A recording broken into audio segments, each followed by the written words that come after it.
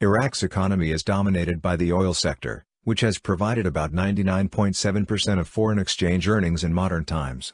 In the 1980s, financial problems caused by massive expenditures in the 8-year war with Iran and damage to oil export facilities by Iran led the government to implement austerity measures, borrow heavily, and later reschedule foreign debt payments. Iraq suffered economic losses of at least $80 billion from the war.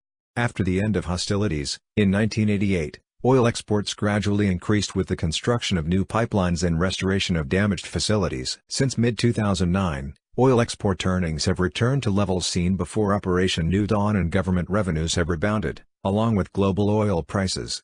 In 2011 Baghdad probably will increase oil exports above the current level of 1,900,000 barrel, 300,000 cubic meters, per day as a result of new contracts with international oil companies, but is likely to fall short of the 2,400,000 barrels, 380,000 cubic meters, per day it is forecasting in its budget. Iraq's recent contracts with major oil companies have the potential to greatly expand oil revenues, but Iraq will need to upgrade its oil processing, pipeline, and export infrastructure to enable these deals to reach their potential. An improved security environment and an initial wave of foreign investment are helping to spur economic activity, particularly in the energy, construction, and retail sectors. Broader economic improvement, long-term fiscal health, and sustained increases in the standard of living still depend on the government passing major policy reforms and on continued development of Iraq's massive oil reserves. Although foreign investors viewed Iraq with increasing interest in 2010, most are still hampered by difficulties in acquiring land for projects and by other regulatory impediments. Inflation has decreased consistently since 2006 as the security situation has improved. However, Iraqi leaders remain hard-pressed to translate macroeconomic gains into improved lives for ordinary Iraqis.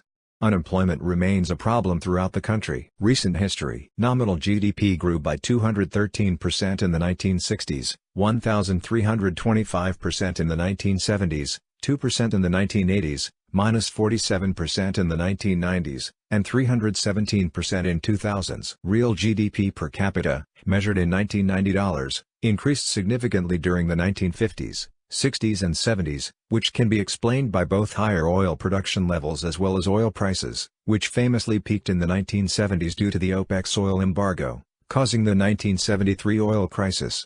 In following 2 decades however, GDP per capita in Iraq dropped substantially because of multiple wars, namely the 1980-88 war with Iran, the 1990-1991 Gulf War. Iran-Iraq War. Prior to the outbreak of the war with Iran in September 1980, Iraq's economic prospects were bright. Oil production had reached a level of 560,000 cubic meters, 3.5 million barrels, per day in 1979, and oil revenues were $21 billion in 1979 and $27 billion in 1980 due to record oil prices. At the outbreak of the war, Iraq had amassed an estimated $35 billion in foreign exchange reserves. The Iran-Iraq War in the 1980s oil glut depleted Iraq's foreign exchange reserves, devastated its economy, and left the country saddled with a foreign debt of more than $40 billion. After the initial destruction of the war, oil exports gradually increased with the construction of new pipelines and the restoration of damaged facilities. Sanctions. Iraq's seizure of Kuwait in August 1990, subsequent international economic sanctions on Iraq, and damage from military action by an international coalition beginning in January 1991, drastically reduced economic activity. The regime exacerbated shortages by supporting large military and internal security forces and by allocating resources to key supporters of the Ba'ath Party.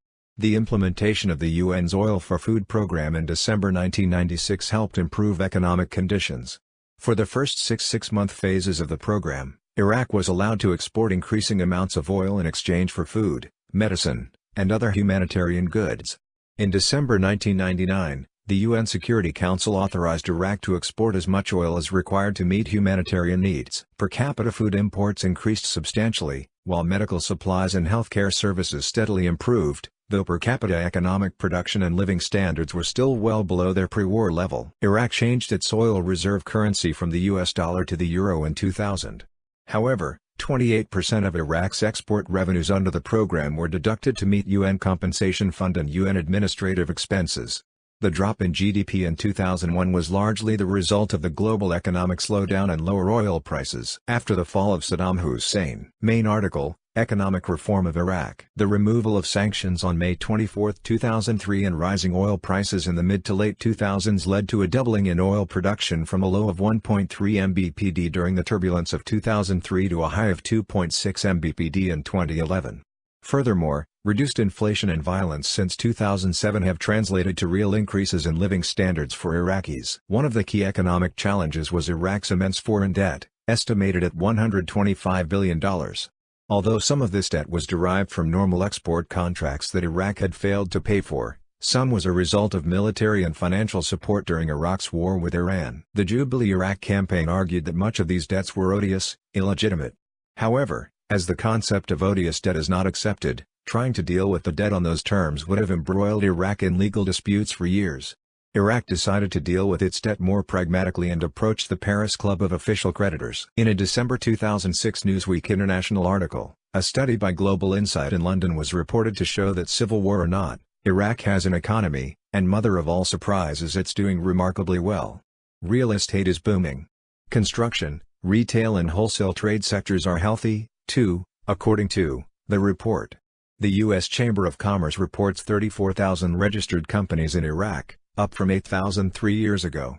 Sales of second-hand cars, televisions and mobile phones have all risen sharply. Estimates vary, but one from Global Insight puts GDP growth at 17% last year and projects 13% for 2006. The World Bank has it lower, at 4% this year.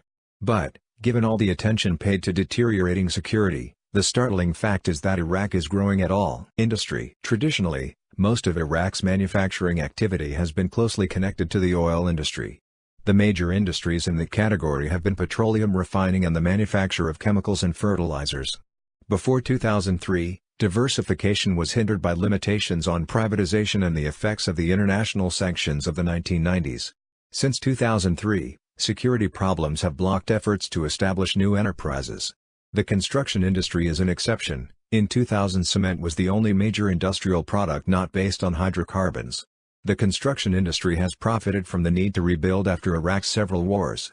In the 1990s, the industry benefited from government funding of extensive infrastructure and housing projects and elaborate palace complexes. Primary sectors. Agriculture. Agriculture contributes just 3.3% to the gross national product and employs a fifth of the labor. Historically, 50 to 60% of Iraq's arable land has been under cultivation. Because of ethnic politics, valuable farmland in Kurdish territory has not contributed to the national economy, and inconsistent agricultural policies under Saddam Hussein discouraged domestic market production. Despite its abundant land and water resources, Iraq is a net food importer. Under the UN Oil for Food program, Iraq imported large quantities of grains, meat, poultry, and dairy products. The government abolished its farm collectivization program in 1981. Allowing a greater role for private enterprise in agriculture. Iraqi agriculture suffered substantial physical disruption from the Gulf War, and economic disruption from sanctions imposed by the United Nations, August 1990. Sanctions curtailed imports by cutting off Iraq's petroleum exports, and embargoing those agricultural production inputs deemed to have potential military applications. The Iraqi government responded by monopolizing grain and oilseed marketing, imposing production quotas, and instituting a public distribution system for basic foodstuffs. By mid-1991 the government supplied a basket of foodstuffs that provided about one-third of the caloric daily requirement, and cost consumers about 5% of its market value. With subsidies for agricultural inputs diminished, the prices that the government paid to farmers failed to cover their costs. The implicit tax on agricultural production was estimated to reach 20 to 35% by the mid-1990s. In October 1991 the Baghdad regime had withdrawn personnel from the northern region controlled by two Kurdish parties. Kurdistan region was described as a market economy essentially left alone by a very weak governing structure, but heavily influenced by substantial international humanitarian aid flows. Under an oil for food program negotiated with the United Nations, in December 1996 Iraq started exporting petroleum, and used the proceeds to start importing foodstuffs 3 months later. Grain imports averaged $828 million in the years 1997 to 2001, an increase of over 180% from the previous 5-year period. Due to foreign competition, Iraqi production declined, 29% for wheat, 31% for barley, and 52% for maize. Because the government had generally neglected the production of forage crops, fruits, vegetables, and livestock other than poultry. Those sectors had remained more traditional and market-based, and less buffeted by international affairs. Nevertheless, severe drought, an outbreak of screwworm, and an epizootic of foot and mouth disease devastated production during this period. As the Oil for Food program expanded to cover more agricultural inputs and machinery, the productivity of Iraqi agriculture stabilized around 2002. Following the invasion led by the United States in March 2003, with incomes of many Iraqis devastated, the market for foodstuffs shrunk. Seeking to reorient Iraq's economy toward private ownership and international competitiveness, the United States had seen the dismantling of the public distribution system as essential for a market-driven agriculture. Because of the great reliance of most Iraqis on government-subsidized food, this goal was never realized. Increased productivity became the focus of much of the U.S.-funded agricultural reconstruction program. Many of these projects were undertaken by the Agricultural Reconstruction and Development Iraq (ARDI) program run by Development Alternatives Incorporated (DAI) of Bethesda, Maryland, under a contract with USAID signed on October 15, 2003. While ARDI participated in limited ways, the restoration of Iraq's irrigation systems was mostly funded under USAID's contract with Bechtel International. ARDI conducted demonstration trials of improved practices and varieties of many crops: winter cereals, wheat and barley, summer cereals, rice, maize, and sorghum, potatoes, and tomatoes. Feed supplements and veterinary treatments were demonstrated to increase ovulation, conception, and birth weights of livestock. Surveys were conducted of poultry growers and apple farmers. Nurseries were established for date palms and grapes. College buildings and farm tractors were rebuilt. ARDI had projects promoting trade associations and producers' co-ops, but also supported extension as an appropriate governmental function.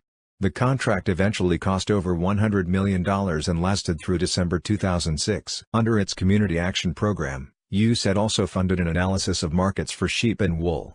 It awarded a contract to the University of Hawaii to revitalize higher education in agriculture. It awarded a contract for $120 million to the Louis Berger Group to promote Iraq's private sector, including agriculture. Starting in 2006, agricultural reconstruction was also conducted by provincial reconstruction teams within the occupying military forces. Intended to promote goodwill and sap the insurgency, PRTs allowed military commanders to identify local needs and, with few bureaucratic hurdles, to dispense up to $500,000. Civilians from many agencies within the U.S. Department of Agriculture, as well as USAID, served tours on PRTs. Some participants criticized the absence of a national agricultural strategy, or clear direction on the design of projects. Others complained that projects emphasized American-style, 21st-century agricultural technologies and methodologies that were inappropriate for Iraq. Agricultural production has not rebounded noticeably from the Reconstruction Program. According to the Food and Agriculture Organization, FAO, between 2002 and 2013, production of wheat increased 11% and milled rice 8%, but barley had decreased 13% and maize 40%. Scaled in international dollars, 2004 to 2006 base equaling 100, Iraq's per capita food production was 135 in 2002, 96 in 2007, and 94 in 2012. The agricultural sector shed workers. In those same years, production per worker was 117, 106, and 130, respectively. The International Oil for Food Program, 1997 to 2003, further reduced farm production by supplying artificially priced foreign foodstuffs. The military action of 2003 did little damage to Iraqi agriculture. Because of favorable weather conditions, in that year grain production was 22% higher than in 2002. Although growth continued in 2004, experts predicted that Iraq will be an importer of agricultural products for the foreseeable future. Long-term plans call for investment in agricultural machinery and materials and more prolific crop varieties, improvements that did not reach Iraq's farmers under the Hussein regime. In 2004 the main agricultural crops were wheat, barley, corn, rice, vegetables, dates, and cotton, and the main livestock outputs were cattle and sheep. The Agricultural Cooperative Bank, capitalized at nearly $1 Guyanese, by 1984, targets its low-interest, low-collateral loans to private farmers for mechanization, poultry projects, and orchard development. Large modern cattle, dairy, and poultry farms are under construction.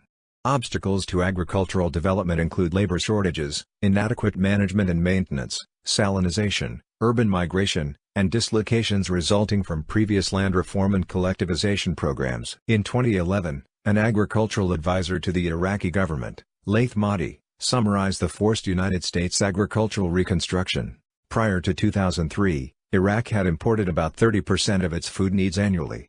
The decline in agricultural production after this period created the need for importing 90% of the food at a cost estimated at more than $12 billion annually. Due to the sudden shift in the agricultural policy from subsidized assistance to an immediate shift to a free market policy, the outcomes led to a decline in production. The observed outcome resulted in many farmers abandoning the land and agriculture. The impact on natural resources results in an exploited and degraded environment, leaving the land destitute and the people impoverished, unemployed, and experiencing a sense of losing their human dignity. Importation of foreign workers and increased entry of women into traditionally male labor roles have helped compensate for agricultural and industrial labor shortages exacerbated by the war. A disastrous attempt to drain the southern marshes and introduce irrigated farming to this region merely destroyed a natural food-producing area, while concentration of salts and minerals in the soil due to the draining left the land unsuitable for agriculture. In the Madain Qatta region east of Baghdad, hundreds of small farmers united to form the Green Madain Association for Agricultural Development, an agricultural cooperative that provides its members with drip irrigation and greenhouses as well as access to credit, forestry, fishing, and mining. Throughout the 20th century, human exploration, shifting agriculture, forest fires, and uncontrolled grazing denuded large areas of Iraq's natural forests, which in 2005 were almost exclusively confined to the northeastern highlands. Most of the trees found in that region are not suitable for lumbering. In 2002, a total of 112,000 cubic meters of wood were harvested, nearly half of which was used as fuel. Despite its many rivers, Iraq's fishing industry has remained relatively small and based largely on marine species in the Persian Gulf. In 2001 the catch was 22,800 tons. Aside from hydrocarbons, Iraq's mining industry has been confined to extraction of relatively small amounts of phosphates, attachet, salt, and sulfur, near Mosul. Since a productive period in the 1970s, the mining industry has been hampered by the Iran-Iraq War, 1980-88, the sanctions of the 1990s, and the economic collapse of 2003. Energy. Iraq is one of the most oil-rich countries in the world. The country holding the fifth largest proven crude oil reserves, 5 totaling 147.22 billion barrels at the end of 2017. Most of this oil, 4 million barrels per day out of 4.3 million barrels produced daily, is exported, making Iraq the third largest exporter of oil. 5 Despite its ongoing civil war, Iraq was able to increase oil production during 2015 and 2016, with production dipping by 3.5% in 2017 due to conflict with the Kurdistan regional government and OPEC production limits. 5 By world standards, production costs for Iraqi oil are relatively low. However, four wars: the 1980–1988 Iraq-Iran War, 1991 Gulf War, the 2003–2011 war in Iraq, and the Civil War and the 1991–2003 UN sanctions have left the industry's infrastructure in poor condition, and the de facto independence of oil-rich Kurdistan region have limited production. 5–6 In the 1970s, Iraq produced over 3.5 million barrels of oil per day. Production began to fall during the Iran-Iraq War, before plummeting 85% after the 1991 invasion of Kuwait. UN sanctions prevented the export of oil until 1996, and then allowed exports only in exchange for humanitarian aid in the Oil for Food program. The 2003 lifting of sanctions enabled production and exports to restart. Production has since recovered to pre-Gulf War levels, and most of Iraq's oil infrastructure has been repaired, in spite of persistent sabotage by the Islamic State, ISIL, and others.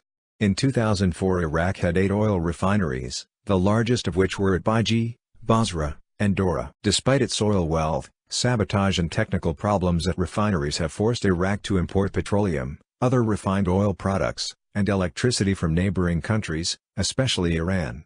In 2004, for example, Iraq spent $60 million per month for imported gasoline. Sabotage in late 2004 and early 2005. Regular sabotage of plants and pipelines reduced export and domestic distribution of oil, particularly to Baghdad. Nationwide fuel shortages and power outages resulted. Persistent ISIL sabotage of pipelines, power plants and power lines, and theft of oil and electricity have also contributed to the July 2018 protests in southern Iraq. In 2004, plans called for increased domestic utilization of natural gas to replace oil and for use in the petrochemical industry. However, because most of Iraq's gas output is associated with oil, output growth depends on developments in the oil industry. Half of Iraq's power plants were destroyed in the Persian Gulf War of 1991, and full recovery never occurred. In mid-2004, Iraq had an estimated 5,000 megawatts of power generating capacity, compared with 7,500 megawatts of demand. At that time, the transmission system included 17,700 kilometers of line. In 2004, plans called for construction of 2 new power plants and restoration of existing plants and transmission lines to ease the blackouts and economic hardship caused by this shortfall, but sabotage and looting kept capacity below 6,000 megawatts. The ongoing civil war, sabotage of transmission lines, and government corruption caused the electricity shortage to worsen. By 2010, demand outstripped supply by 6,000 megawatts. Oil continues to dominate Iraq's economy. As of 2018, oil is responsible for over 65% of GDP, 90% of government revenue. Petroleum constitutes 94% of Iraq's exports with a value of $59.73 billion in 2017.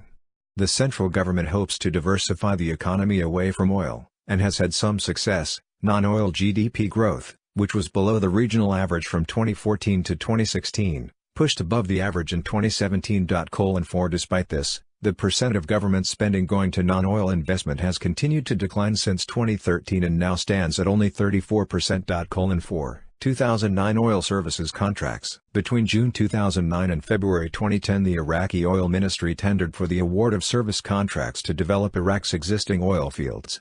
The results of the tender, which were broadcast live on Iraqi television, are as follows for all major fields awarded but excluding the Kurdistan region where production sharing contracts have been awarded that are currently being disputed by the Baghdad government. All contracts are awaiting final ratification of the awards by the Iraqi government. Company shares are subject to change as a result of commercial negotiations between parties. Services. Finance. Iraq's financial services have been the subject of post-Hussein reforms. The 17 private banks established during the 1990s were limited to domestic transactions and attracted few private depositors. Those banks and 2 main state banks were badly damaged by the international embargo of the 1990s. To further privatize and expand the system, in 2003 the Coalition Provisional Authority removed restrictions on international bank transactions and freed the Central Bank of Iraq, CBI, from government control. In its first year of independent operation, the CBI received credit for limiting Iraq's inflation. In 2004, 3 foreign banks received licenses to do business in Iraq. Private security. Because of the danger posed by Iraq's ongoing insurgency, the security industry has been a uniquely prosperous part of the services sector. Often run by former U.S. military personnel, in 2005 at least 26 companies offered personal and institutional protection, surveillance, and other forms of security. Retail. In the early post-Hussein period, a freewheeling retail trade in all types of commodities straddled the line between legitimate and illegitimate commerce, taking advantage of the lack of income tax and import controls. Tourism. The Iraq tourism industry, which in peaceful times has profited from Iraq's many places of cultural interest, earning $14 million in 2001, has been dormant since 2003. Despite conditions, in 2005 the Iraqi Tourism Board maintained a staff of 2,514 regional offices. Citation needed. Between 2009 and 2010, 165 tourists from 16 different countries entered Iraq to visit historic sites. As of January 2011, a U.S. State Department grant provided $2 million to help preserve Babylon, supporting the reopening of one of the site's 2 museums. Telecommunications. During 2003-08, mobile phone subscriptions had expanded over 100-fold to 10 million nationwide, according to the Brookings Institution. Labor force. In 2002 Iraq's labor force was estimated at 6.8 million people. In 1996 some 66.4% of the labor force worked in services, 17.5% in industry, and 16.1% in agriculture. 2004 estimates of Iraq's unemployment ranged from 30% to 60%. The CPA has referred to a 25% unemployment rate, the Iraqi Ministry of Planning mentioned a 30% unemployment rate, whereas the Iraqi Ministry of Social Affairs claims it to be 48%. Other sources are claiming a 20% unemployment rate and a probably 60% underemployment rate. The actual figure is problematic because of high participation in black market activities and poor security conditions in many populous areas. In central Iraq, security concerns discouraged the hiring of new workers and the resumption of regular work schedules. At the same time, the return of Iraqis from other countries increased the number of job seekers.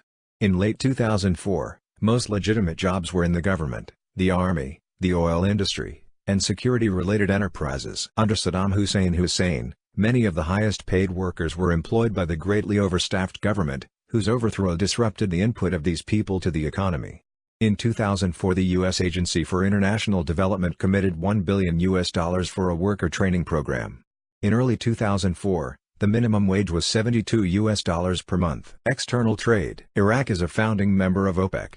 Petroleum constitutes 99.7% of Iraq's exports with a value of $43.8 billion in 2016. From the 1990s until 2003, the international trade embargo restricted Iraq's export activity almost exclusively to oil. In 2003, oil accounted for about $7.4 billion of Iraq's total $7.6 billion of export value, and statistics for earlier years showed similar proportions. After the end of the trade embargo in 2003 expanded the range of exports, oil continued to occupy the dominant position. In 2004, Iraq's export income doubled to $16.5 billion, but oil accounted for all but $340 million, 2%. Of the total. In late 2004, sabotage significantly reduced oil output, and experts forecast that output, hence exports, would be below capacity in 2005 as well. In 2004, the chief export markets were the United States, which accounted for nearly half, Italy, France, Jordan, Canada, and the Netherlands. In 2004, the value of Iraq's imports was $21.7 billion, incurring a trade deficit of about $5.2 billion. In 2003, the main sources of Iraq's imports were Turkey, Jordan, Vietnam, the United States, Germany, and Britain. Because of Iraq's inactive manufacturing sector, the range of imports was quite large, including food, fuels, medicines, and manufactured goods. By 2010, exports rose to $50.8 billion and imports rose to $45.2 billion. Chief 2009 export partners were US, India, Italy, South Korea, Taiwan, China, Netherlands, and Japan. Chief 2009 import partners were Turkey, Syria, US, China, Jordan, Italy, and Germany.